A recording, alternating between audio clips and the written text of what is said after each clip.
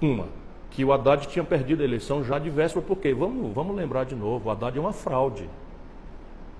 A gente vai esquecer. O Haddad é uma fraude cuja origem eu denunciei ancestralmente. Por quê? Porque o Haddad foi transformado no vice, convidou a Manuela para ser um terceiro, não sei de quê, de uma candidatura do Lula. Toda a burocracia do PT sabia, como todas as pedras do caminho sabiam, menos o nosso povo mais simples, que o Lula não podia ser candidato por uma lei que ele próprio colocou em vigor, que é a lei da ficha limpa. Então, e toda semana, no primeiro turno, o Haddad ia a Curitiba. O Brasil não precisa e não aguenta um presidente por procuração. Então, aquilo estava perdido. O que eu ficava? Eu ficava aqui, a imprensa todo dia me perguntando por que eu não ia para o palanque, por que eu não ia para o palanque. Eu ia ter que dizer, ou eu, para não atrapalhar, saía. Optei por sair, eu sou livre. Sabe o que eu estou devendo para essa gente? Nada. Eu me esfolei de trabalhar, lutei, avisei, cansei de dizer para todo mundo e cansei de dizer, as pesquisas diziam, eu, Ciro Gomes, ganharia as eleições do Bolsonaro no segundo turno. Por que não se cogita o inverso? Por que o PT nem de longe, nem remotamente cogitou de retirar a candidatura? Eu nem pedi, não. Mas se querem me criticar, por que não inverte? Ele perdia em todas as simulações e eu ganhava em todas as simulações. Em 2014... eu engoli muito cocô com arame farpado para apoiar a reeleição da Dilma. Já foi isso que eles me pediram para fazer de novo. Em 2010, o Lula inventou a Dilma para continuar mandando no país, botando na presidência da República uma pessoa que não tinha nenhuma experiência política. Eu fui lá e ajudei. Em 2006, eu tirei minha candidatura e apoiei o Lula na reeleição dele. E não era trivial não, porque havia o escândalo do mensalão. Essa petezada agressiva agora frouxou toda, correu todo mundo embora. E é que estava 6h30 da manhã, todo dia, para esconjurar esse golpe. Não é? Em 2002, eu apoiei o Lula no segundo turno. Não chega, não?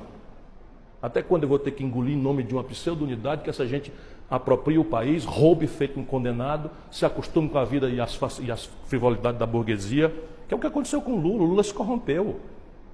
Desculpa, é doído dizer isso, o Lula se corrompeu. O Lula virou, sabe o quê? Um caudilho sul-americano. É o culto à personalidade. Toda a agenda do país agora é refém do egoísmo do Lula. O Cid foi fazer campanha, no primeiro ato de campanha os caras começaram a insultar o Cid. Aí o Cid lembrou que o Lula estava preso, vírgula, babaca. E imediatamente a direita apropriou. Eu estou solto. Sabe, eu sou livre, eu estou na plenitude das minhas franquias cidadãs. E eu não sou obrigado a apoiar ladrão.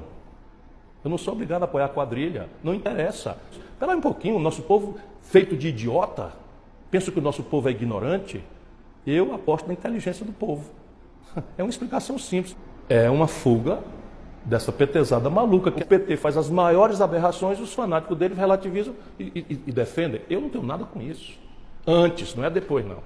Antes estava tudo evidente. E eu já sabia disso. O que é que eles queriam, na verdade? Queriam me associar na derrota. Isso é o que eles queriam, porque eles não pensam no Brasil. Tem o menor compromisso com o nosso povo.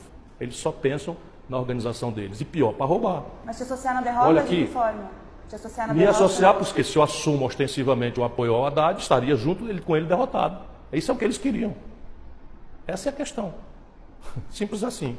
E obrigar essa garotada a defender corrupção e ladroeira. Ou o Palocci é do PV, o Palocci é da rede. O Palocci é do PT. Pergunta muito simples, o que é ser de esquerda? Olha aqui, eles governaram o Brasil 14 anos. Nós temos o sistema tributário mais regressivo do planeta Terra. Que o inglês fique sabendo que o imposto aqui sobre lucros e dividendos empresariais não existe. Só no Brasil e na pequena Estônia do leste da Europa não tem esse imposto. Onde é que está o esquerdismo? O que é que está? O Brasil tinha 30% do PIB industrial, hoje é 11%. O Brasil tem a maior crise de endividamento das famílias e das empresas da história. Isso tudo foi política do Lula e da Dilma. Isso não tem nada de esquerda, isso é populismo, isso é caudilismo, isso é culto à personalidade. No Brasil é tudo fraude. Então o PT é um partido de centro-direita, na prática. Por quê? Porque aplicou o neoliberalismo e tentou humanizá-lo.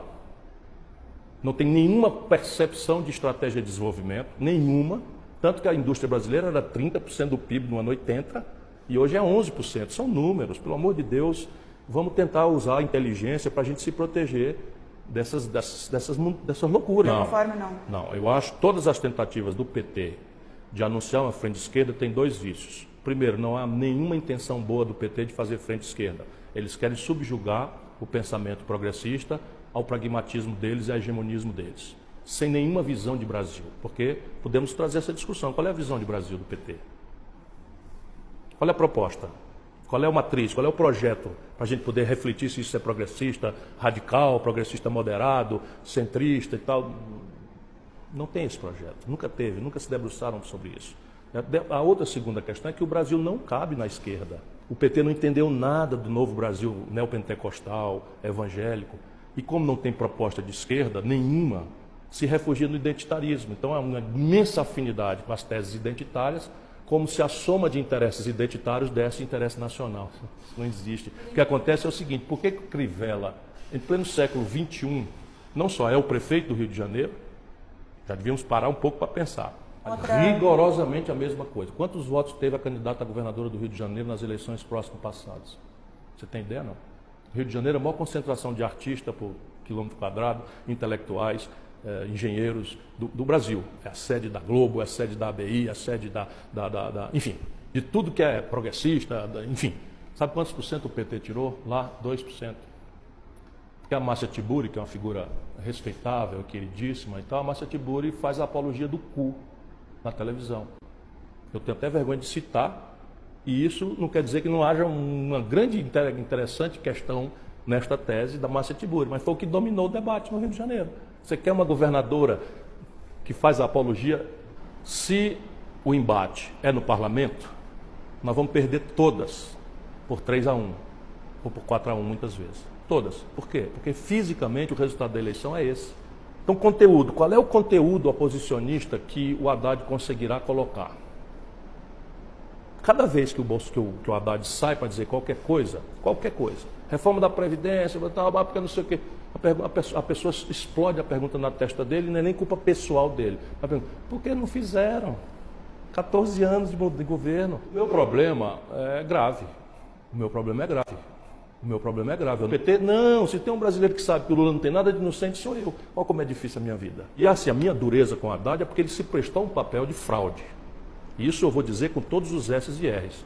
E que ele na campanha se comprometeu com a autonomia do Banco Central, se comprometeu com um movimento autoritário, golpista de uma constituinte, porque o Lula mandou ele falar isso. Eu cobrei disso, ninguém entendeu nada no debate, eu cobrei só porque nós temos valores.